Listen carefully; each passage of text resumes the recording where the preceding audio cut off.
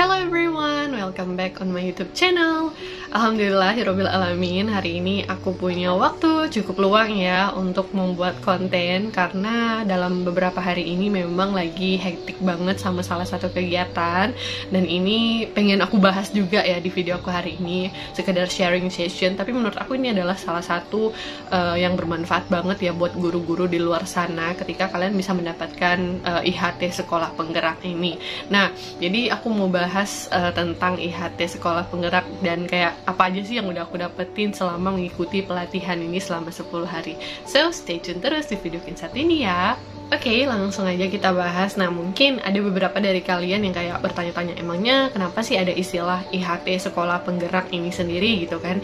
Nah, aku juga sebelumnya kurang paham gitu kan, tapi setelah mengikuti IHT ini, aku jadi paham bahwa ini semua itu berangkat dari konsepnya yang dicetuskan oleh Bapak Menteri Pendidikan kita, yaitu Pak Nadiem Makarim. Beliau itu mengeluarkan konsep tentang Merdeka Belajar. Nah, dalam konsep Merdeka Belajar ini, yaitu mencetuskan beberapa episode ya.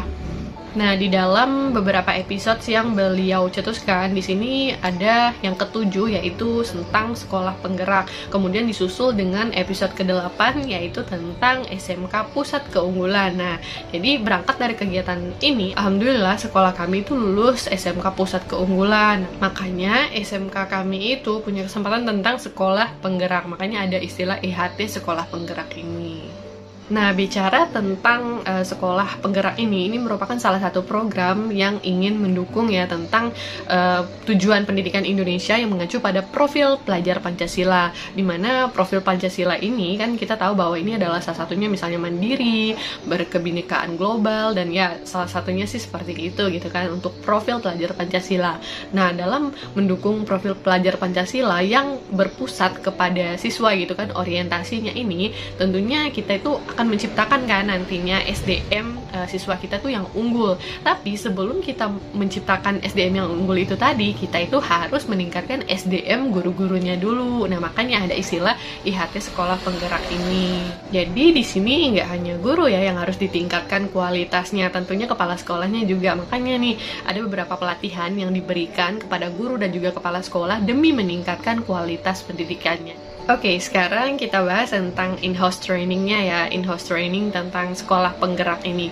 Nah, jadi kami itu memiliki pelatihan selama kurang lebih 10 hari ya, secara daring maupun luring. Jadi emang dikombinasi, alhamdulillah ya, karena sempat juga merasakan yang namanya luring gitu kan pelatihannya, tapi nggak mengurangi esensi dari IHT Sekolah Penggerak ini sendiri. Nah, banyak hal yang aku pelajari dari IHT ini kan ya. Pelatihan ini benar-benar membantu banget untuk mencerahkan ya guru-guru tentang pemikiran Merdeka Belajar ini sendiri. Karena awalnya aku juga berpikir bahwa apa sebenarnya Merdeka Belajar ini dan dampaknya itu bagi gurunya bagaimana. Terus ke siswanya nanti akan seperti apa. Nah, aku mendapatkan gambaran ini gitu dari IHT Sekolah Penggerak. Nah, siapa aja sih yang mengikuti in-house training sekolah penggerak ini? Ya tentu aja yang mengikutinya seluruh guru ya. Nah, di sini juga didukung dengan instruktur, ada facilitator, dan juga ada pendamping yang memang udah berpengalaman begitu. Jadi kayak IHT ini tuh bener-bener memberikan kita ilmu yang bagus banget gitu kan, dari fasilitatornya, dari pendampingnya, dari instrukturnya. Pokoknya tuh memberikan gambaran yang bener-bener jelas tentang sekolah penggerak gitu. Oke, sekarang kita bahas tentang apa yang aku dapetin dari IHT-nya. Untuk yang pertama nih ya, yang aku pelajari dari in-house training ini, aku belajar tentang konsep Merdeka Belajar dari Bapak Pendidikan kita, yaitu Pak Ki Hajar Dewantara ya. Kita kayak review ulang bagaimana sih dulunya susahnya pendidikan di zaman beliau, sampai beliau tuh mencetuskan tentang bagaimana konsep pendidikannya, yaitu Merdeka Belajar gitu kan. Karena zaman dulu ya, bahkan ada video nih yang diperlihatkan betapa sulitnya untuk anak-anak itu mendapatkan pendidikan gitu kan, sampai beliau itu membuat taman siswa yang bisa memudahkan anak-anak untuk belajar gitu kan. Kayak pendidikan tuh mahal banget gitu loh dulunya, dan aku sangat wah begitu ya ternyata gitu kan. Padahal awalnya nih I have no idea konsep Pak Ki Hajar gitu kan itu seperti apa sih sebenarnya Merdeka Belajar, dan ternyata inti dari Merdeka Belajar itu ya seperti itu gitu. Intinya tuh yang emang berorientasi kepada siswa gitu. Jadi kayak kita itu memberikan kebebasan gitu loh, agar siswa itu merdeka memilih apa yang menjadi minat mereka begitu. Nah setelah itu, karena kita tuh udah belajar gitu kan, intinya tuh mengajar ya berfokus kepada orientasinya kepada siswa gitu kan, kayak kemampuan siswa kita tuh seperti apa. Maka aku juga belajar tentang teaching at the right level, dimana kita itu mengajarnya harus sesuai dengan capaian pembelajaran seperti apa, kayak siswa kita tuh karakteristiknya seperti apa, dan kita bisa menciptakan sistem pengajaran tuh seperti apa yang sesuai memang dengan kebutuhan siswa kita begitu. Nah setelah itu aku juga belajar tentang istilah profil pelajar Pancasila, dimana ini tentu mengacu kepada Pancasila dong ya. Yang kalian tahu itu adalah profil Pancasila yang beriman, bertakwa kepada Tuhan Yang Maha Esa, kemudian ada berakhlak mulia, berkebinekaan global, mandiri, gotong royong, bernalar kritis, dan juga kreatif. Jadi kita itu memang guru-guru yang berorientasi untuk menciptakan pelajar yang memiliki profil pelajar Pancasila begitu. Oke, lanjut. Jadi aku di sini juga belajar tentang istilah project based learning. Nah, mungkin ini udah beberapa guru udah familiar banget dengan istilah kayak gini gitu kan. Dan ternyata ini adalah sistem belajar yang akan kita terapkan kepada siswa kita nanti. Nah, sebelum kita menerapkan, ternyata peserta IHT itu udah mengalaminya terlebih dahulu gitu kan. Dimana kami itu selama 10 hari pelatihan benar-benar disibukkan dengan tugas gitu. Tapi sebelum tugas itu diberikan, kami itu sebelumnya udah dapetin materinya dulu gitu kan. Nah setelah kami mendapatkan materinya, besoknya nih, nah materi tersebut yang akan dibahas, itu yang dimaksud dengan project based learning. Jadi kayak kalian itu udah mengerjakan tugasnya, kalian itu udah belajar dulu tentang materi tersebut sebelum besoknya kalian itu akan presentasikan bersama kelompok kalian. Nah seperti itu pembelajaran yang akan di-apply kepada siswa kita.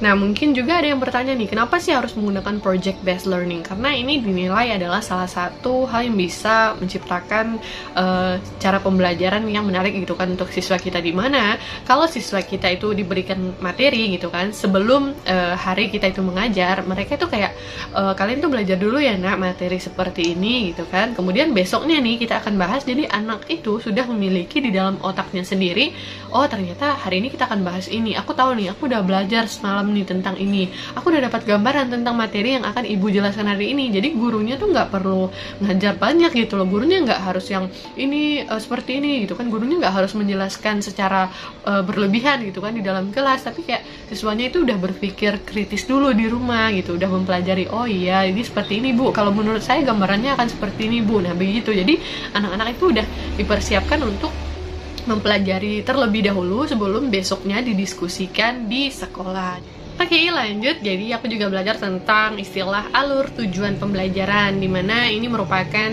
rentetan dari alur ya yang akan kalian gunakan. Misalnya tuh kayak kompetensinya tuh bagaimana, kemudian kegiatan kalian tuh akan seperti apa, kemudian variasi yang akan kalian tambahkan terhadap pembelajaran kalian tuh seperti apa juga. Jadi pokoknya tuh alurnya tuh harus jelas gitu loh. Jadi kalian tuh mau seperti apa ngajarnya begitu. Kemudian aku juga belajar tentang capaian pembelajaran. Kalau bahasa capaian pembelajaran ini kan mungkin kayak masih new gitu kan di kalangan guru, dan ternyata capaian pembelajaran ini merupakan KIKD gitu kan, yang mungkin sekarang sudah lebih disederhanakan begitu. Jadi misalnya nih peserta didik mampu untuk melakukan apa gitu kan. Oke, ini udah mau pembahasan yang akhir-akhir ya. Jadi aku yang dapetin juga dari IHT ini, aku belajar tentang assessment, dimana ini punya 3 ya yang akan kita berikan kepada siswa nantinya, yaitu assessment diagnostik, assessment sumatif, dan juga formatif. Nah di sini assessment itu kan memang masing-masing punya pengertiannya gitu kan, dan di sini yang kita fokuskan itu adalah assessment formatif, dimana kita itu memberikan penilaian lebih fokus kepada prosesnya bukan dari hasilnya begitu. Jadi pokoknya guru nih dilatih untuk bagaimana mereka tuh menciptakan assessment formatif yang memang sesuai dengan kebutuhan siswa kita. Well, kali ini yang terakhir ya yang aku dapetin selama 10 hari pelatihan, yaitu tentang guru-guru yang harus melek akan penggunaan teknologi ya tentu aja, karena kita itu harusnya memang sebagai guru harusnya melek terhadap teknologi itu sendiri, dimana kita tuh fokusnya adalah tentang TIK. Zaman sekarang kan mengajar itu nggak hanya secara luring ya, bisa juga lewat daring. Jadi tuh guru-guru harusnya memang udah familiar dengan platform mengajar, ataupun aplikasi-aplikasi yang mendukung, ataupun sosial media yang juga bisa mendukung dalam pembelajaran kita. Ya intinya tuh guru-guru harus realize dan membuka mata gitu kan, untuk belajar lebih luas lagi tentang penggunaan teknologi dan media pembelajaran yang pokoknya bisa support deh untuk kita mengajar. Jadi ini penting banget juga buat guru-guru mempelajarinya. Oke semuanya, aku rasa itu ya untuk pembahasan ataupun sharing session aku tentang pelatihan ataupun IHT sekolah penggerak yang aku dapetin selama 10 hari. Itu bener-bener awesome dan banyak banget ilmu yang aku dapatkan untuk diri aku sendiri sebagai seorang guru yang tentunya nanti orientasinya kepada siswa gitu kan. Bagaimana menciptakan siswa SMK yang SDM-nya itu bagus gitu kan, dan juga mempersiapkan mereka untuk terjun nanti ke dunia kerja nanti lebih siap lagi. Jadi kami guru-guru itu harus siap banget gitu kan untuk mempersiapkan peserta didik kami untuk turun ke lapangan dan juga siap bekerja, karena SMK itu memang siswanya dituntut untuk bisa bekerja gitu kan setelah lulus dari sekolahnya. Sekian dulu untuk videoku hari ini. Sampai ketemu di videoku yang selanjutnya, and don't forget to subscribe, like, and comment this video ya. See you again.